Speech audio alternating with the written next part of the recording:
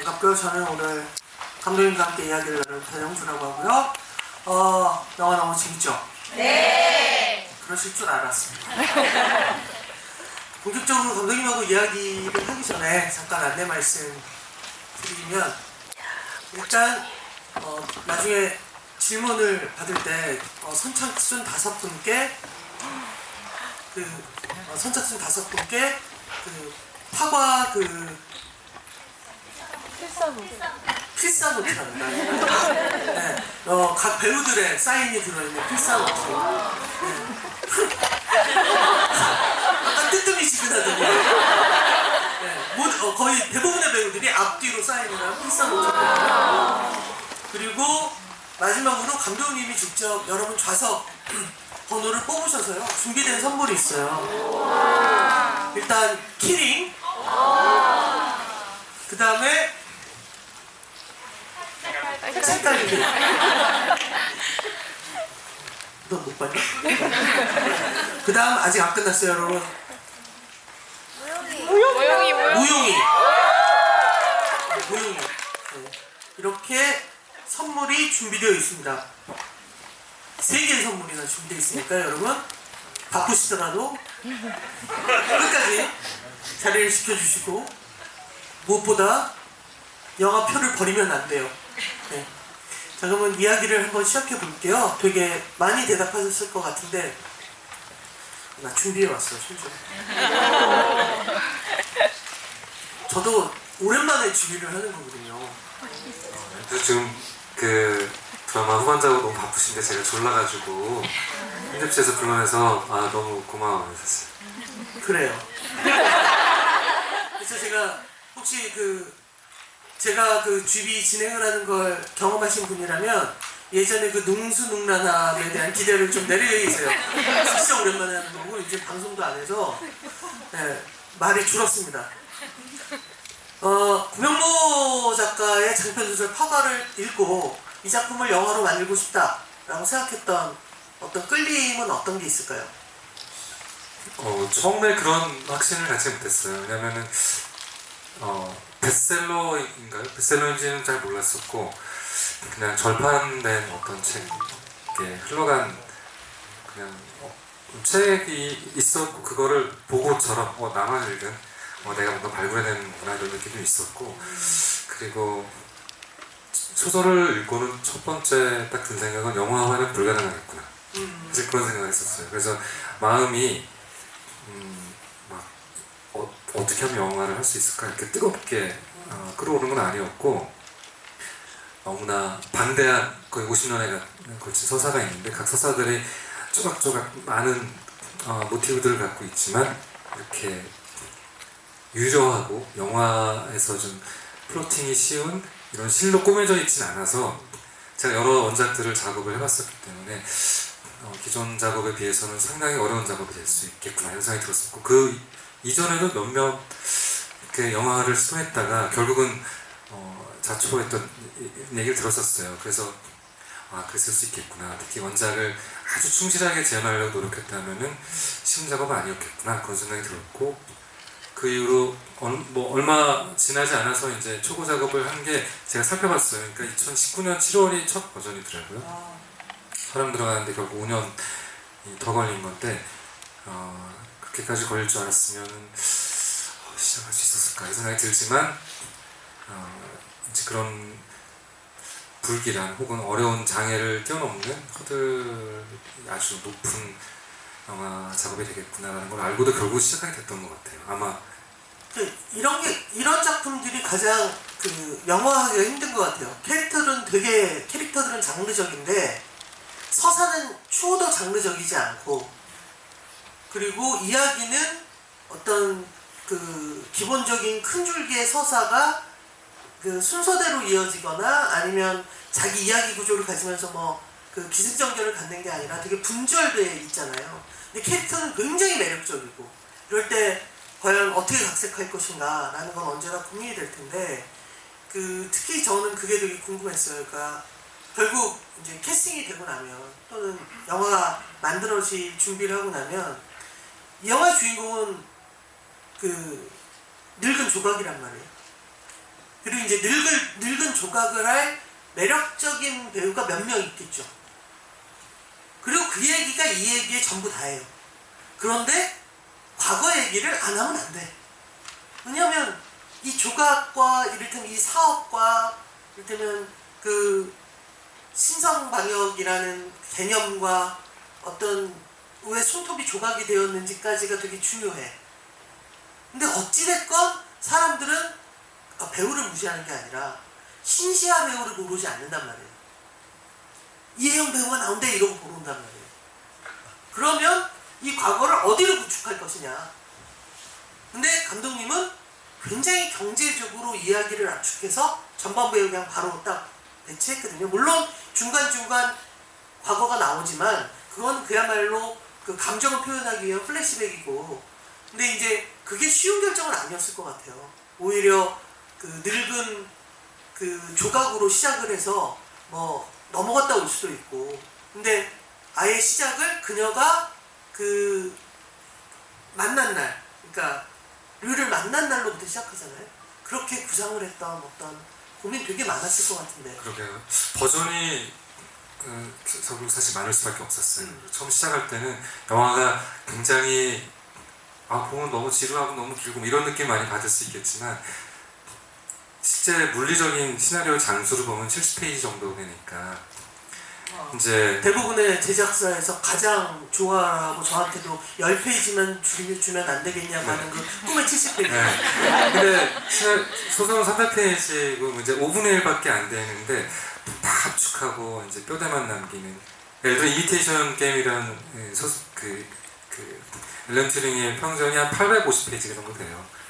시나리오는 85페이지로 줄인 거죠. 그게 각색상을 받는 맥락이 사실 그렇게 다 줄이면서도 서사를 살리면서도 인물을 살리는 그런 과업 같은 건데, 이 책은 시작했을 때 우리 제작진들은 현재를 담아도 결국 시나리오는 넘쳐서 모자란다. 현재만 이야기가 담아도. 그래서 처음에는 현재만 있었어요.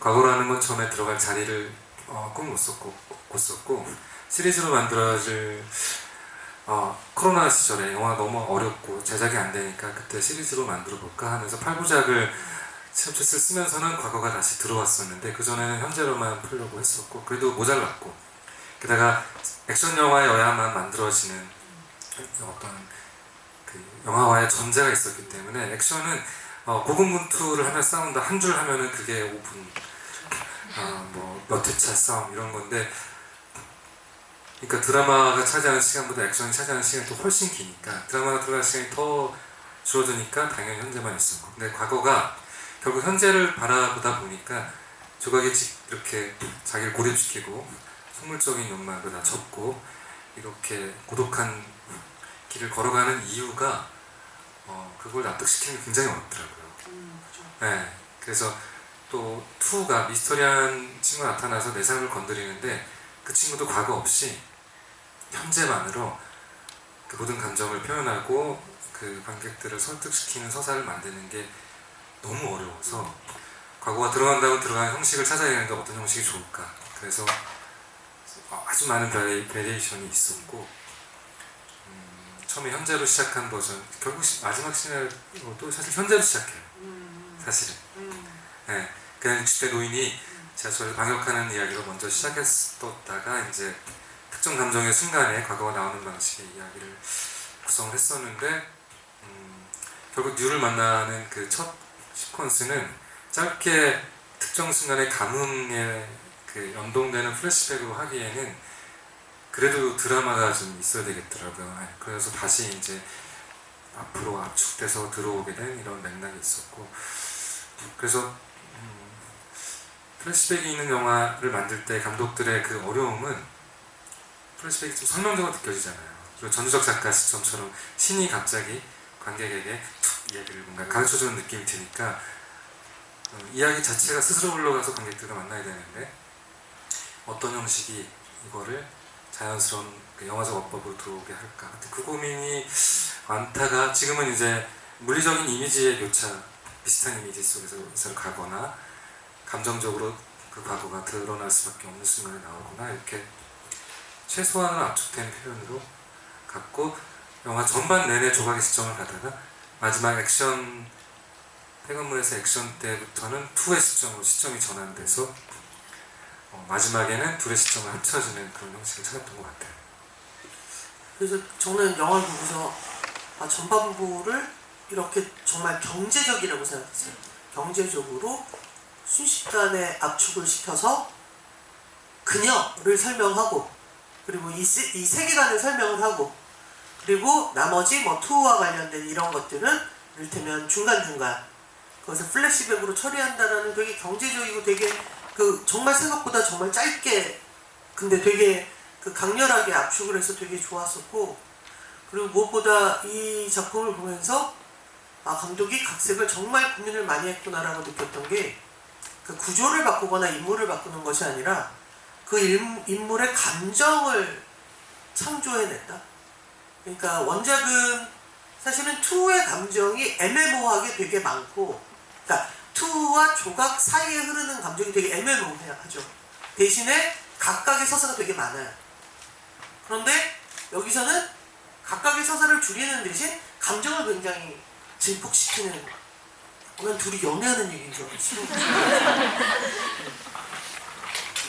그래서 잔뜩 기대를 하고 있었답니다. 감독님 관심 받으셨었잖아요. 그리고 또는 또는 강 선생도 그렇고요. 그러니까 오히려 또 조각이 강 선생을 대하는 건 되게 애매모호해요. 감정이 영화에서 어떤 감정이다라고 설명하지 않고 우리는 추측하죠. 그녀의 상실의 어떤 부분들이 강 선생에게, 이건 이제 강 선생이 조각을 연민하는 얘기가 아니라 조각이 강 선생을 연민하는 얘기잖아요. 오히려 자기는 살아본 적도 없고 꿈꿔본 적도 없는 보통의 사람의 삶을 오히려 자기가 연민하는 어떤 그런 감정들을 감독님이 되게 잘 창조해냈다. 그래서 되게 좋았다는 말씀을 드리고 싶습니다. 즐겨. 그래서 병감독님한테 칭찬받기 쉽지 않은 건데 너무 영광입니다. 저랑 집에 안 해보셨잖아요. 사실은 되게 칭찬 잘해요. 근데 이 작품은 제가 극장에서 보면서 사실은 영화를 보기 전에 GB를 부탁이 와서 내가 하겠다고 했어요. 민홍 감독과 제 사이가 좀 그래요. 그래서 사실 속으로 되게 걱정했어요. 내가 이 영화를 즐겁게 보지 못한 상태로 가면 어떡하나. 들킬까 보다 이제 내가 이렇게 방실거리면서 얘기하지 않을까. 그리고 제가 GB를 한 걸 보신 분들, 몇 번 보신 분들은 제가 동의하지 않는 어떤 작품의 GB를 할 때 어떤 식으로 말을 하는지 너무나 잘 아세요. 이를테면 영화 칭찬을 되게 집중해서 이렇게 구체적으로 설명해야 되는데 그게 아니라 소재를 칭찬한다든가 아니면 현재 그 영화를 상영하고 있는 공간에 대한 얘기를 막 한다든가 이러는데 그렇지 않고, 그리고 배우들도 되게, 그러니까 원래는 그 질문 많이 할 것 같아요. 왜 이혜영 배우였냐. 근데 영화를 보고 나면 그 질문이 별로 의미가 없다. 도대체 조각에 이혜영 배우만큼 어울리는 사람이 어딨냐. 심지어 저렇게 등 근육을 단련한 늙은 배우라니. 그러니까 정말 막 존경하는 마음까지 들잖아요. 그러니까 정말 그런 일을 하는 부업을 가진 사람처럼 느껴진단 말이에요. 그러니까 저는 그 등 근육이 이렇게 보일 때 뭔가 경이롭다고 해야 되나? 너무 경이로웠고, 그리고 저는 그런 장면들이 너무 좋았어요. 산길을 훈련하는, 막 뛰어가는. 근데 그것도 고민했을 것 같아요. 어떤 옷을 입힐지. 근데 여기서는 작업복을 입힌 거잖아요. 근데 이제 그걸 이를테면 트레이닝복을 입힐 수도 있고, 그러니까 되게 산에서 평범하게 보일 수도 있는데 사실은 평범해 보이진 않는단 말이에요. 근데 작업복을 입고 훈련을 시켰다는 이유가 있을까요? 어차피 사람들이 잘 다니지 않는 새벽 시간대, 그리고 거기 실제로 보면 나무 뿌리도 너무 많아가지고 뛰면은 너무나 걸려 넘어지기 쉬운 공간이었으니까 그런 이제 보이지 않는 곳을 찾을 수밖에 없는 이제 인물의 삶의 조건들을 좀 반영한 방식을 취해봤고, 거의 부파공작원처럼 뛰어봅시다 이제 이렇게 실미도인 줄 알았어요. 그래서 산 느낌이 들게 이렇게 껴봤었고 그날 바로 정형외과 가시더라고요. 발목이 아프시다고. 근데 그 독특했던 거는 제가 거기 당연히 운동화를 신고 뛰어야 되잖아요. 운동화를 너무 오랜만에 신어가지고 아 배우님이 네. 실제로. 너무나 힐을 어렸을 때부터 신어왔는데 운동화를 신고 뛰니까 발목이 정말 힘들더라. 그럼 그 등 근육을 힐로 만든 거예요? 그러니까 정말 또 이렇게 뭐랄까 예측할 수 없는 세계의 도전이었던 것 같아요. 저한테도 뭐 배우한테도 마찬가지로. 정말 어려웠을 것 같아요. 보면 이 영화의 액션씬들이 저는 개인적으로 되게 정교하게 잘 찍혔다고 생각을 하는데, 그러니까 이제 그 이혜영 배우가 직접 한 부분과 무술 대역이 한 부분과 아니면 무술 대역들이 이렇게 전체적으로 이렇게 멀리서 무언가를 짜주는 부분들이 되게 합이 잘 맞더라고요. 그건 뭐냐면 이혜영 배우가 얼굴만 쓰지 않았다는 거거든요. 자기가 직접 몸을 쓰면서 무언가를 연결시켜 주었기 때문에 사실은 액션씬이 다 이렇게 붙는 거잖아요. 그리고 우리가 흔히 얘기하듯 이 영화가 막 클로즈업 해서 뭔가 알 수 없는 무언가가 막 이동되어지는 스피드가 아니라 갑자기 순식간에 관전자 모드로 뒤로 쫙 빠진단 말이에요. 그래서 이렇게 그 동선이 막 보이기도 하고, 액션씬 찍을 때가 되게 행복하면서도 힘들었을 것 같다는 생각이 계속 들었어요. 그쵸.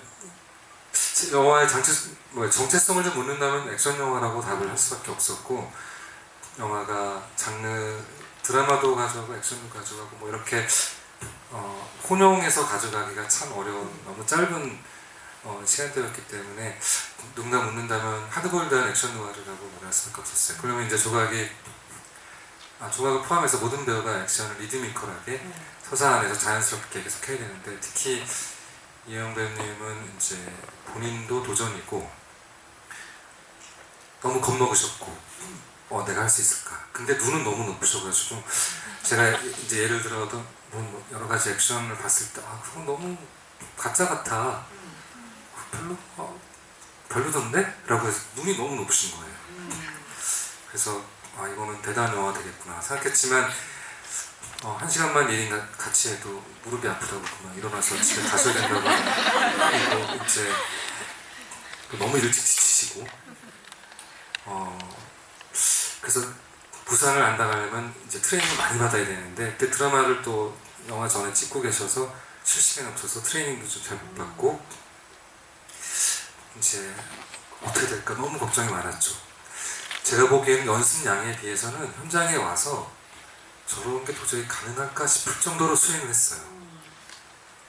그래서 무술 감독이랑 그 전에 화려한, 우리는 본 게 많잖아요. 관객들도 눈이 너무 높고, 그러니까 레퍼런스가 지금 넘치는 세상이라 콘티로 설계를 너무너무 많이 하고, 그 다음에 잘할 경우, 잘 못할 경우까지 여러 시뮬레이션의 버전까지 다 만들어 봤는데, 배우가 딱 현장에 오면 무너지는 경우가 많아요. 그 설계가. 그 배우가 그 공간을 처음 보고, 그 다음에 촬영 감독이 그걸 다 소화를 못 해내거나 거기서 바로 또 고치기 시작해서 그거를 다시 만들어 가는데, 그때 순발력을 봤을 때, 그러니까 뭐 물론 이미지도 맞고 목소리도 맞고 모든 게 준비되어 있었기도 했지만, 그 나이 때까지 그런 몸의 단련과 준비된 어떤 상태라는 거를 갖추고 있었다는 게 좀 굉장히 운명적이고 기적적이고, 매번 너무 아슬아슬하고 잘 믿기지 않는 방식으로, 특히 마지막까지 가서는 여기서 여기 관객과의 사이가 한 3-4m 되잖아요. 촬영하다 보면 여기서 여기까지 전진하는데 몇 시간 찍으면 될 것 같잖아요. 보통 하루 정도 걸리는 거죠. 5m에 하루 정도 걸려요. 근데 폐건물을 다 지나서, 거길 지나서 투를 만나서 그 긴 싸움을 해야 되잖아요. 마지막에 둘이 대화를 나눌 때까지. 저는 거기가 한 일주일 안에 빨리 끝났으면 하고 바랬지만, 정말 끝이 안 보이는 아주 느린 전개 속도로 가니까 배우들이 더 빨리 지치니까 정말 이제 놓을까봐, 포기할까봐, 긴장을 너무 다치니까봐, 그런 걱정 속에서 지금 아련한 것 같아요. 어떻게 통과했는지 정말 기억이 안 날 정도로. 기억을 하면 그 다음 작품 못하죠. 잘 못하니까 그 다음 작품도 내가 할 수 있을 줄 알고 하게 되는 것 같아요. 맞아요. 그래서 저는 제 개봉하면 영화를 안 봐요. 이제 어떻게든 돌아보지 않으려고 개봉 전까지는 우리 수만 번 보잖아요. 이제 태어나면 관객분들한테 그냥 떠나는 거니까 그렇죠. 나의 아이가 아니라 감동 있게 아니죠. 떠나는 순간. 그 슬슬 이제 객석으로 정말 이게 어쩔 수가 없는 게 정말 죄송한데 제일 먼저 손든 사람을 내가 눈이 마주쳐버렸어. 네, 그 안경 끼신 분, 두 번째 줄에. 네. 저기 스태프분 이제부터 요거를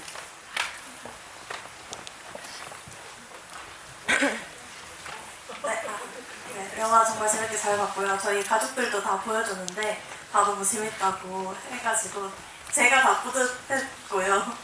제가 궁금했던 거는 그 도영이가 이제 현관문을 열어서 아빠가 죽은 거를 발견했는데 그거를 아마 그래도 11살의 어린아이였는데 비록 학대를 당했지만 아빠가 죽은 걸 발견했음에도 아빠를 지나치고 안으로 들어간 이유는 조각을 걱정해서라고 저는 해석을 했는데 그게 맞는지 궁금하고요.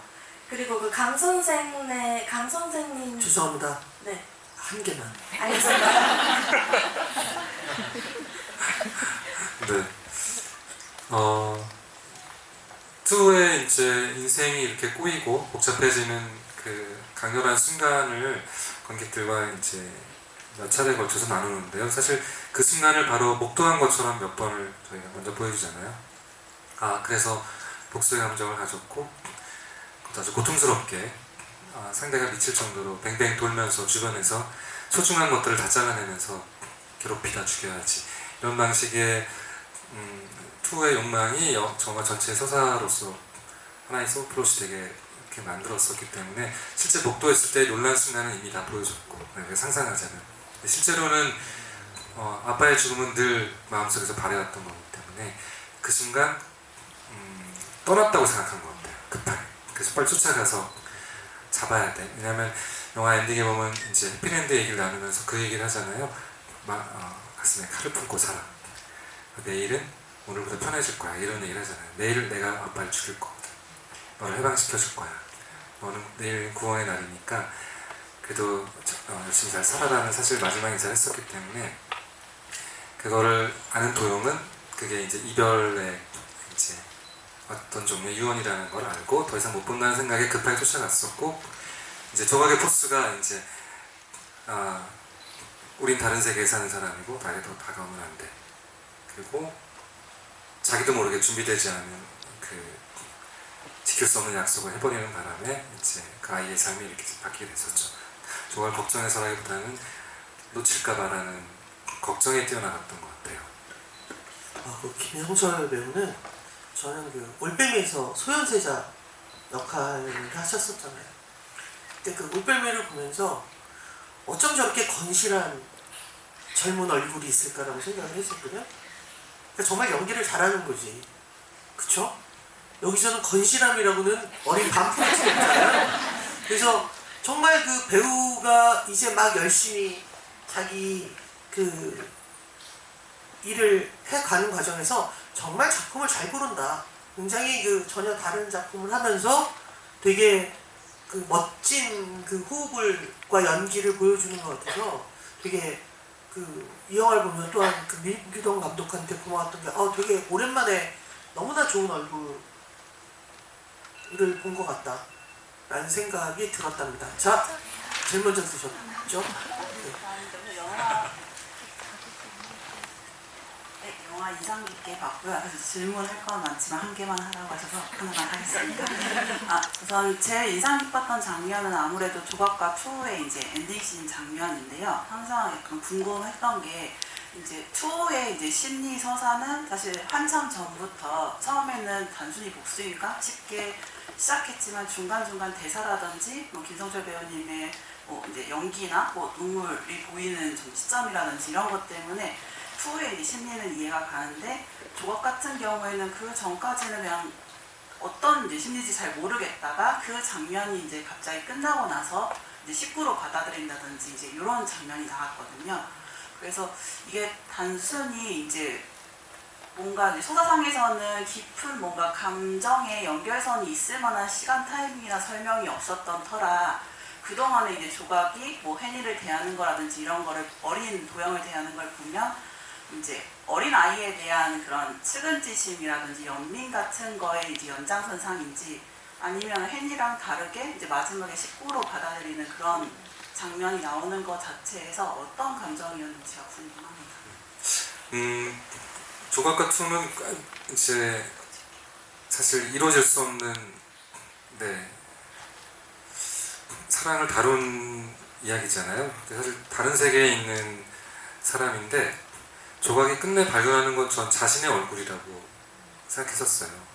마지막에 피에타처럼 자기한테 안겨서 죽어가는 이제 투를 볼 때 얘가 갈구했던 어떤 그 작은 소망 하나, 동아줄 하나가 내가 그렇게 학대당하고 버려졌을 때 내가 잡았던 동아줄. 그러니까 영화에서 밥 먹는 장면이 몇 개 나오잖아요.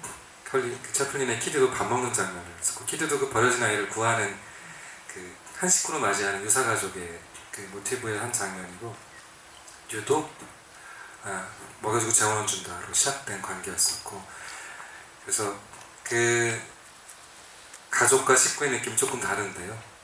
가족까지 못 가고도 하지만 같은 일을 하거나 같은 관계 안에 서 있는 거를 식구라고 보자면은 밥 한 번 먹을 때 그렇게 같이 한번 밥을 먹고 싶었고, 옛날처럼 투는 결국 밥 먹을 때 자신의 모든 걸 내려놓고 그때 배신감과 상실감이 정말 죽이고 싶다는 생각을 할 정도로, 소설에서는 저는 혜니를 납치하는 게 저는 잘 이해가 안 됐었어요. 그러나 동기가 잘 느껴지지 않는 어떤 이제 점프의 영역이었는데, 저를 납득시킬 그 투의 상실감이라는 게, 배신감이 저는 필요했었고, 그래서 마지막에 나한테 그런 작은 아무것도 없이 다 잃어버리고 살아온 자기의 삶의 과정과 비슷하다고 느꼈고, 마지막에 해줄 수 있는 게 그 이제 자기의 식구였던 류에게 또 하나의 식구를 소개하는 방식으로, 여기 또 다 잃어버리고 그리고 그렇게 작은 관계를 꿈꿨던 사람이 또 한 명 있어라고 소개하는 방식으로,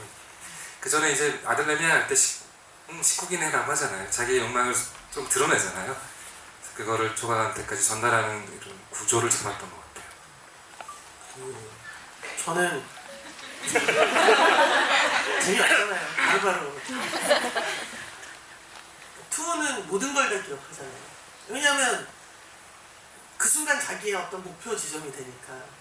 근데 조각에게 있어서 그 사건은 사실은 사고죠. 그 아이가 다시 돌아올 줄 모르고 얼굴과 자기 자신이 들켜버린 어떤 사고예요. 그런데 그걸 깨닫는 순간 그 투와 있었던, 그러니까 그때 있었던 그 모든 걸 다 기억하지 않는 게 전 되게 재밌었어요. 왜냐면 그 청부업자, 살인 청부업자잖아요. 그 사람에게 있어서 그 모든 수많은 사건 하나하나가 보는 순간 다 기억날까? 그럼 못 살 것 같거든요. 그러니까 분절돼 있는 거죠. 그러니까 일을 하나 해결하고 오면 아마 이 영화의 마지막쯤 갔을 때 지하철에서 자기가 그 사람을 죽였던 그 사람 얼굴도 기억 안 날 수 있어요. 그러니까 그런 상태의 조각. 그래서 그 투를 깨닫는 순간, 얘가 누군가를 깨닫는 순간 바로 모든 걸 깨닫고, 야 그때 내가 저기 놀이공원 가서 이런 거 생각, 이런 게 아니라 나지 않는 거죠. 그게 그녀의 삶이었던 거예요. 그러니까 그렇기 때문에 지킬 게 없는 거죠. 기억하지 못하기 때문에 지킬 게 없는 그런 조각이라는 그 설정과 이야기 흐름들이, 그래서 안타깝고, 그 밥에다 양 넣기 전에 좀 알았으면 뭐 이런 생각. 예?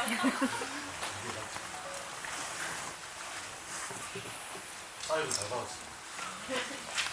감독님 섬세한 명철력과 장르적인 검술사라고 제가 표현을 했었는데, 제가 지금 24회 연차 보고 아시죠? 제가 거의 다 GB도 쫓아오고 있는데, 다른 게 아니고 잃을 게 없는 그 투하고 잃어도 되는 거하고 지킬 게 생긴 그 조각하고 관계에서 보통 잃을 게 없는 사람들이 마지막에 사는데, 여기는 바뀌어가지고 조각이 살고 투가 죽게 된 원작에 따라서 하다 보니까 근데 감독으로서 그 좀 바꿔가지고 연출을 했으면은 또 재밌지 않나 그런 생각이 들었습니다. 그리고 마지막에 그 초엽하고 나갈 때 제2편 만들 생각이었는지 송편. 네. 네, 투가 조각을 죽이고 투가 아주 조커처럼 씩 웃으면 영화가 어땠을까 그런 생각도 드네요. 영화 서로는 아예 서로 모르고 끝나서 작가도 계속 얘기하지만 그냥 서로 감정이 뭔지도 모르고 아무것도 알려주지 않는 게 이제 문학적 서술 전략이었다고 표현하는 거고, 영화는 그렇게는 형성이 안 돼서 이제 사과도 했고 미안하다고 사실 그죠? 미안한 마음이 있었기 때문에. 하지만 제대로 된 진실은 다 알아내지는 못했죠. 마지막 순간에까지 거짓말을 하는 방식으로 걔를 위로해 주려고 했었고, 투 입장에서는 그림 일기에도 많은 메시지가 있는데 어떤 방식으로 자기가 아무리 노력해봤자 내가 저 사람 품에서 죽는 방식밖에는 내 마음을 알 방법이 없다고 생각해요. 그 방식밖에 사실 없었어요. 그러니까 미리 드러나면은 누구니? 이렇게 나오면은 내가 살아온 20, 30년이 무의미해지고 킬러가 됐어? 너무 싫다. 그래도 안 되고 싸움은 요 정도밖에 안 돼? 이것도 안 되고. 그러니까 자기를 드러내는 방식은 가장 비호감으로 자기를 혐오하고, 그러니까 아무것도 관심 없는 사람이다 보니까 그 사람의 관심을 얻어내거나 자극할 수 있는 방법은 자신이 더 광기에 이렇게 그냥 혹독한 킬러라는 걸 드러낼 수밖에 방법밖에 없었는데, 뉴가 죽어서 40몇 년을 이제 조각 곁에 귀신처럼 나오는 것처럼 자기가 조각 마음속에 남아서 자기의 진실을 이해해주고 자기 마음을 이해해주는 방식은 그 사람이 여전히 살아있는 전설이라고 느끼게 할 정도로 최고의 자기 최고치의 싸움을 하게 하고, 그리고 당신이 아름답다고 칭해주고 내가 그 사람한테 죽는 방법밖에는 마음을 알 방법이 없다라고 저는 생각했었어요. 그래서 그 엔딩을 결국 가게 됐던 것 같아요. 저분의 손이 이제 슬슬 떨리고 있어서 저걸 해결하고 가야 될 것 같아. 조각에게 화장을 해준 이유는 조각에 언제 화장해준 거 말씀하시는 거죠? 클럽 갈 때? 네 맞습니다. 아, 클럽 갈때 해줬는데 네. 여자에게 화장은 좀 특별한 의미가 네, 많은데 네. 감독님만의 해석을 좀 의도를 듣고 싶습니다. 해석 가기 전에 일단 이영 배우는 화장을 안 하고 그러니까 작품을 해본 적이 없으신 것 같고, 많은 배우들이 남자든 여자든 다 조명 때문에 당연히 필요한 메이크업을 하죠. 근데 이번 영화는 노년 여성 킬러다 이런 컨셉으로 처음에 이제 헤어 메이크업 일종의 PT를 했어요. 분장팀하고 의상팀이 충격을 받았어요. 레퍼런스나 이런 이미지를 보고 저렇게까지 내가 할머니야? 실제로 60대가 요즘 할머니가 아니잖아요. 영화 속에서는 개념적인 할머니죠. 그러니까 그리고 완전 노 메이크업을 하면 이제 관객들이 정말 이입을 못할지도 몰라. 정말 그런 걱정도 있으셨고 그런 경험이 없었으니까. 그래서 전체적으로 노 메이크업의 메이크업이 있는데, 그럼 자연스럽게 너무나 하고 싶은 스타일리시한 멋진 메이크업을 하는 공간이 뭐가 있을까? 네. 근데 클럽은 이제 원래는 입밴을 당해야 되잖아요. 근데 스타일을 이렇게 했지만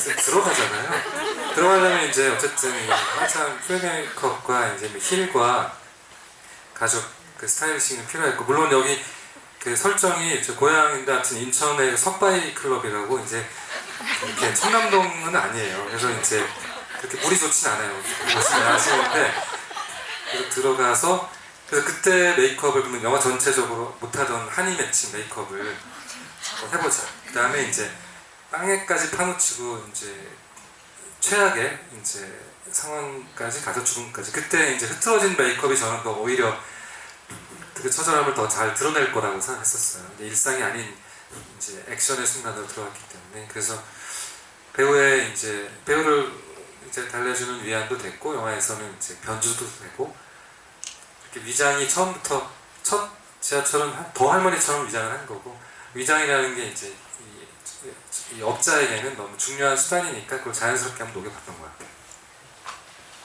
자, 이제 뒤로 좀 가보겠습니다. 네.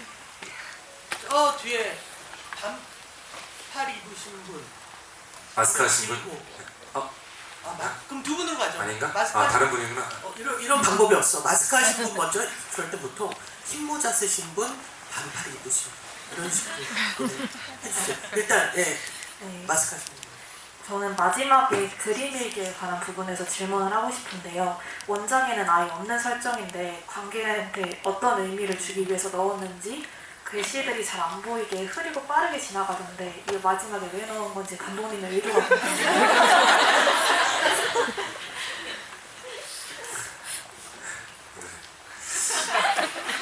그러면 좀 여러 번 볼까? 캐치하려면 여러 번 봐야 될 텐데 놀랍게 캐치하신 분들도 있더라고요. 사실 그림을 그리는 사실 약을 빻아줄 때 마음이 약하고 소심해서 뒷모습을 몰래 그리는 아이로 그냥 자기의 유일한 출구죠. 아버지로부터의 고립감을 통과하는 그림을 잘 그리는 아이라고 저는 생각을 하지 않았고 근데 현실에서도 근데 뭔가 기다리거나 자기의 시간을 채울 때 그림을 그리잖아요. 그림에는 일기와 같이 약간의 자기 단상들이 있었는데 다 죽고 나서 그게 어쨌든 조각손에 들어갔다면 조각은 그걸 다 읽었을 것 같아요. 그래서 다 표현하지 못한 손의 마음을 다 읽었을 것 같고 그런 이제 글의 흔적들이 뭐가 있을까를 제가 말씀드렸듯이 시나리오만 5년을 계속 쓰면서 메모가 그 연출 노트만 한 200장이 넘어요. 시나리오가 훨씬 길게 만들어지지 못하고 썼던 단상 에피소드와 이제 글들이 너무 많다 보니까 그중에 투의 마음속 풍경을 그린 대사들만 몇 개 아주 일부분 모아서 제가 일기를 넣어봤었어요. 그래서 사실 몇 개 이제 영화 속에 던진 질문에 대한 답들이 거기 잘 많이 좀 숨어 있죠. 자세히 이렇게 연결해 보면은 그 전체 영화가 조각이 주인공이고 이게 조각을 맞춰가는 퍼즐의 재미가 있고 그런 맥락 속에서 나중에 캡처해서 보면 좀 더 재밌을 거예요. 그러니까 그런 게 있죠. 보여줘야 한다라고 결심은 했는데 아주 잘 보여주고 싶진 않은 거야.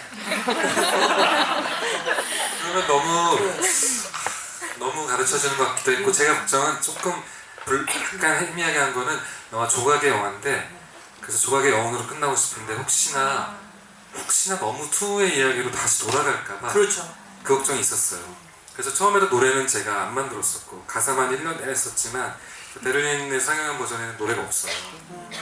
베를린에서 그걸 큰 화면 보다 보니까 투가 조각 이름을 한 번도 못 불렀구나 세상에 그러고 떠났구나 라는 게 너무 제가 가슴이 아프더라고요.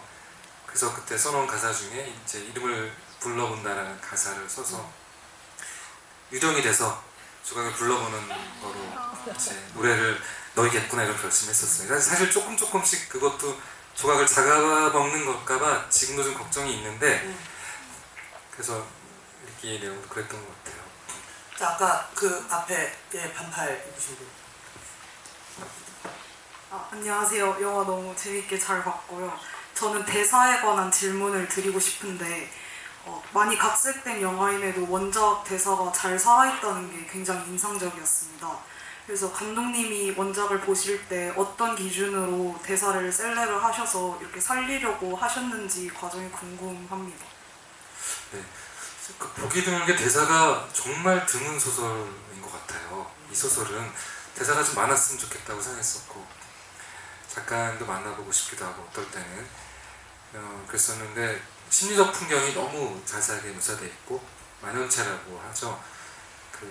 한 번에 못 읽는 독자들도 많았고 너무 길고 국어사전도 좀 필요하고 순우리말 이런 게 좋은 게 많아가지고 근데 대사는 함축적으로 캐릭터를 보여주는 몇몇 상징적인 대사들이 있었는데 그 대사들은 제가 그 인물한테 다가갈 때 그 그게 아주 중요한 저한테는 큰 가이드라인이었던 것 같아요.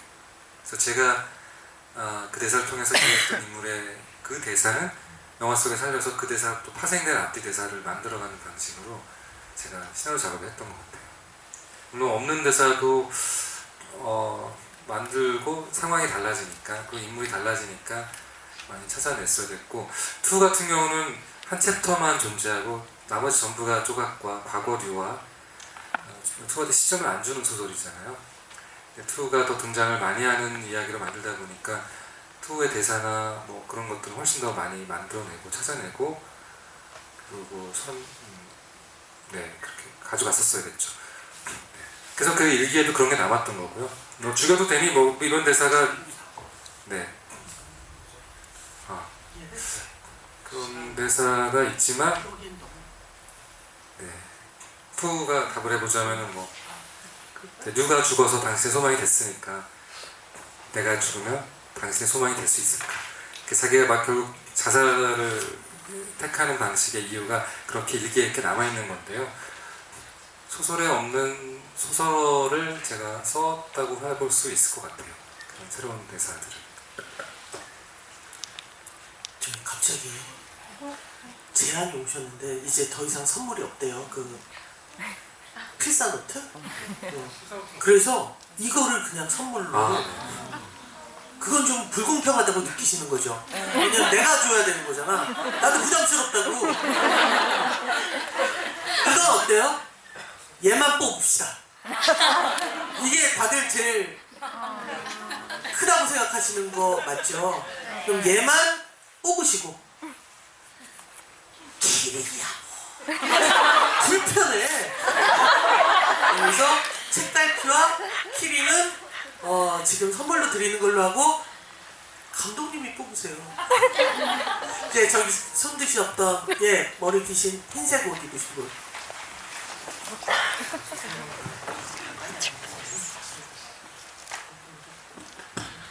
들리시나요? 네. 저 영화 너무 재밌게 봤고요. 파가 그 북토크를 갔었는데 영화 개봉한다는 소식을 듣고 언제 나올까 했는데 이제 생각보다 빨리 뵙게 되어서 너무 좋고, 솔직히 말씀드리면 책을 이제 결말 부분을 못 보고 왔는데 너무 충격적이고 너무 눈물을 흘리면서 봤어요. 그래서 중간에 봤던 씬 중에 궁금한 점이 있는데요. 그 2가 조각을 살리러 갈 때 저는 이제 처음에 봤을 때는 왼수라고 생각을 했으니까 원수를 왜 이렇게 열심히 살리지? 라는 생각을 했어요. 그래서 그 배우가 연기를 할 때 그 원수를 구하고자 하는 그 마음을 넘어선 그런 감정이 느껴졌다고 생각을 했는데 혹시 그것도 의도를 하신 것인지 약간 궁금합니다. 네, 2는 그러니까 좀 관습적으로 등장해서 그냥 어떤 복수를 꿈꾸는 혹은 뭐 최고의 총잡이를 꿈꾸는 서부국에서 그 신입 건들거리는 결국은 그 클린트 이스트우드 같은 사람한테 도전했다가 결국은 총 맞아 죽을 것 같은 그런 이제 젊은 신입 킬러가 등장해서 이렇게 보니까 이렇게 그냥 부모도 죽었고 그냥 복수하려는 거구나, 그런 맥락이 자연스럽게 흐르는데 이름도 2고 뱅뱅 돌면서 사람 미치게 할 때까지 가는 정체성이 이제 이미 캐릭터로 소개가 돼 있으니까 어떻게 가장 창의적이고 고통스럽게 조각을 괴롭히고 죽일까, 이런 맥락의 서사가 펼쳐지길 좀 바랬고, 자기 전에 죽지 않는 엉뚱하게 죽어버리면 너무 허무하니까 그때 허겁지겁 가는 2가지 맥락이랑, 그러니까 그 맥락이랑 영화를 다시 보면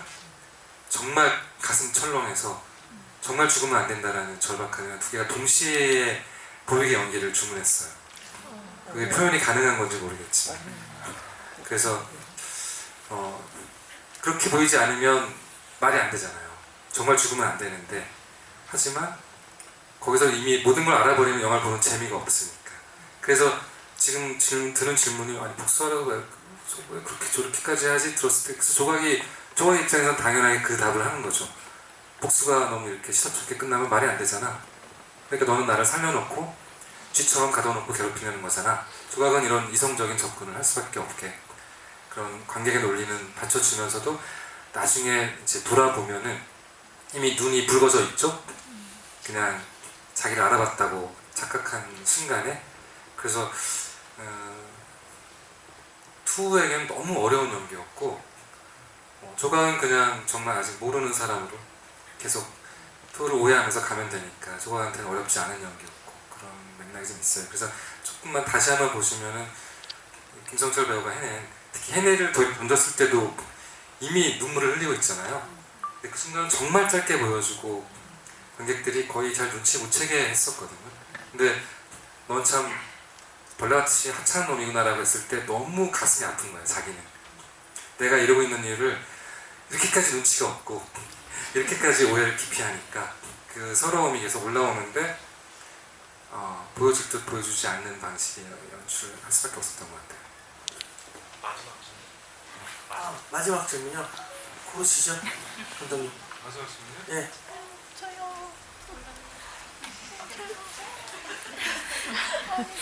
저 아까부터 저 스트라이프 뭔가 들고 드시는 분. 네. 정말 뭔가가 아니라 폰 아닌가요? 티켓인가? 티켓. 노트. 노트. 뭔가 잘 봤습니다. 제가 여쭤보고 싶은 거는 저도 이제 이혜영 배우님 정말 좋아하고 그 준표 엄마 했을 때부터도 정말 좋아하고 준표 엄마 미워본 적이 없어가지고 근데 이제 그 중년 캐릭터만 이 가진 매력이 뭐라고 생각하시는지 민기동 감독님께 여쭤보고 싶습니다. 누나는 어땠어요? 이혜영 배우. 이혜영 배우가? 지금 중년이랑 막 드라마를 또 찍으셨잖아요. 고현정 배우는 중년은 아니죠. 중년 아닌가? 뭐지? 저보다 어리니까요.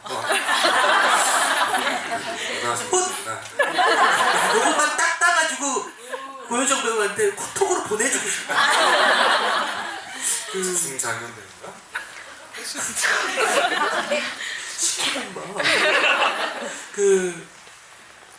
아까도 슬쩍 말씀드렸는데 저는 이혜영 배우가 딱 등장하는 그 순간서부터 매료당해서 이 영화가 끝날 때까지 매료당한 채였고, 그것은 단순하게 나이를 좀 넘어서는 어떤 배우가 갖고 있는 어떤 그야말로 20세기부터 배우를 해서, 그러니까 20세기부터 배우를 했다는 건 한국 영화 정말 가로 열고 그지 깡깨이 같던 시절부터 배우를 했다는 거거든요. 그걸 버텨낸 거예요. 포기하지 않고 버티고 말도 안 되는 거지만 이걸 함으로 인해서 내가 배우가 유지된다고 생각하고 하고, 그러면서 버텨오기 때문에 나이가 들어서도 준표 엄마도 하고 또는 여전히 사람들에게 자기를 존재 증명을 하고, 그 어떤 이제 63세에 이혜영이라는 배우가 내가 지난 한 40년 그 이상을 배우를 해온 그것의 첫 번째 깃발을 여기 꼽는다가 저는 화가였다고 생각을 해서, 정말 그녀의 목소리, 표정, 연기, 아까 일단 끊임없이 얘기한 등 근육 이런 모든 것이 너무 이렇게 경이로웠다라고 생각을 해요. 맞아요. 그러니까 제가 어릴 때 그 이영 선배를 봤었고 한국 사람 같지 않았었어요. 뭔가 한국 사람인데 사실 근데 그 DNA가 아버지가 감독님이세요. 비운의 선재 감독님이시고 만추라는 영화를 만들었던 그런 김태용 아니에요. 아버지가 김태용 아니에요. 원본이 사라진 그 만추의 감독님이세요. 그리고 저는 그걸 모르고 어렸을 때 극장에서 봤었지만 신비로운 분이셨고 사방지라는 영화를 그 포스터를 보면서 어릴 때 지나간 엄청 뭐랄까 너무 한국적이지 않은 그런 맥락이 있었고, 화엄경에서 잠깐 등장했는데 무슨 여신 같았고, 제 영화로 저 이렇게 60일에 대해서 만날 거라는 상상을 잘 못했었고, 그래서 직접 정말 뵀을 때는 이제 파과가 과연 만들어질 수 있을까를 끝없이 회의하는 그 긴 시간 동안 이제 태어날 순간이 왔구나, 사실 그런 생각이 들었어요. 손도 떨리고 있었고 이미 말도 떨리고 있었고 주름도 있었고, 근데 아주 형용한 눈빛은 너무 날카롭고, 그리고 본인의 딕션에 대해서 너무 비판을 많이 받아서 컴플렉스가 있다고 말씀하시는데 저는 그 딕션이 너무 좋고 이 영화에 너무 잘 어울릴 것 같고 뭐 하여튼 어떤 운명적인 조우라는 게 이런 순간이구나 그런 느낌이 있었던 것 같아요. 예, 이제 마지막으로 그 감독님의 말을 듣기 전에 뽑기부터 해야겠죠? 어떻게 뽑죠? M열 17번까지 있습니다. 여기가 A부터 M까지 1번부터 17번까지. 그냥 지르는 거야. A에서 M까지 있고 1에서 17까지. 그러니까 뭐 이를테면 B에 15 뭐 이런 식으로 하는 거야.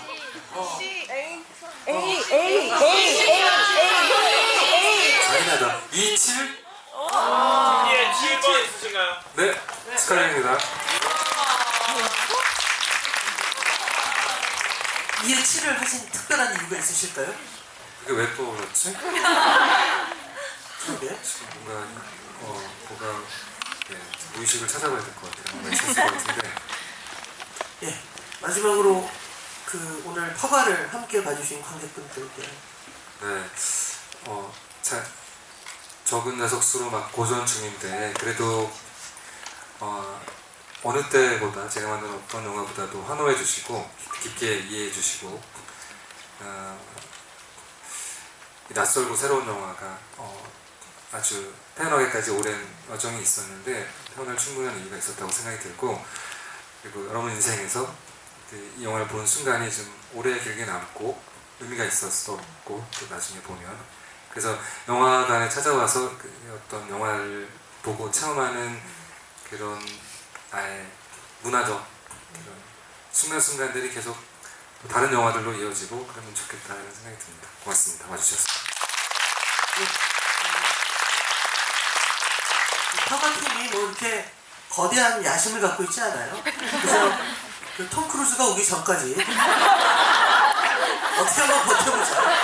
뭐 이길 생각하지 않습니다. 우리 나이가 같아. 네. 60이면서. 네. 뭐 이를테면 미션 임파서블을 이길 수 있게 그런 생각 애초에 안 합니다. 상실된 채로 살기로 결심한 거예요. 그래서 그런 걸 기대하진 않지만 적어도 그가 다가오기 이제 한 열흘 정도 남았습니다. 그 열흘 동안 많은 분들이 허가를 더 보실 수 있게 주위에 많이 얘기해 주시고 그런 거 아시잖아요. SNS에 막 특히 오늘 선물 받은 사람들은 좀 써야 된다고 생각합니다. 다시 한번 화가를 함께 해주시고 오늘 관객과에 대한 함께 해주신 여러분 감사합니다. 감사합니다.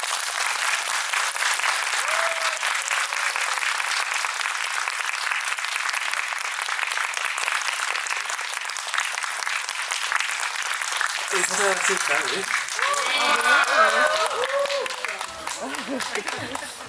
감독님 GV 또 해주세요.